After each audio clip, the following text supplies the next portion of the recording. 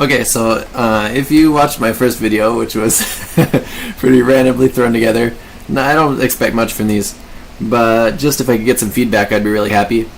I'm working on this other concept, and it goes something like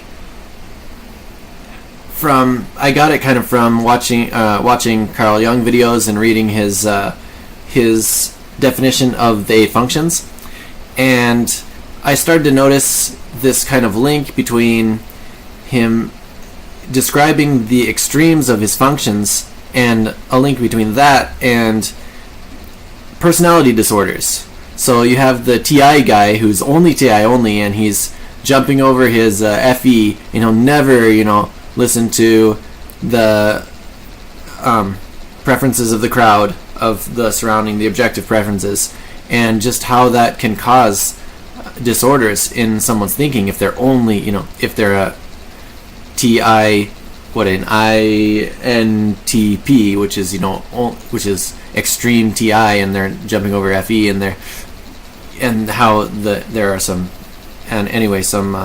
problems that can come from that extreme over dependency on a single function, which is good for helping you type other people, because you see the extremes first, and then you can kind of figure out where people are in between that, because you don't see the extremes a lot. Most people are right in the middle, right? So anyway, I thought, well, let's look at all the personality disorders, and kind of see where they fit on the scale, and kind of put them into some group.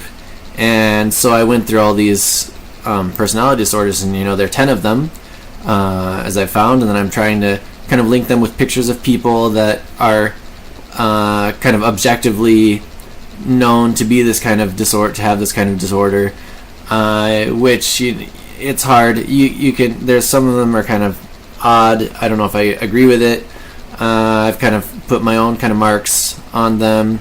Well, antisocial is like the easiest one, right? The Joker, antisocial. I mean, it's basically someone who just breaks the law. Oversimplifying, but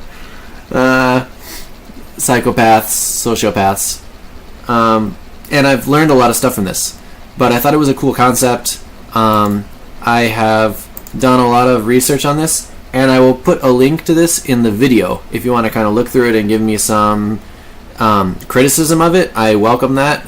I love that. Or just kind of what you liked about it, or if you want to take it and make it your own thing, or kind of jump off of it. I'd like to see what you do with it. If you want to change, give me advice on the pictures, on the people, I'd be happy with that.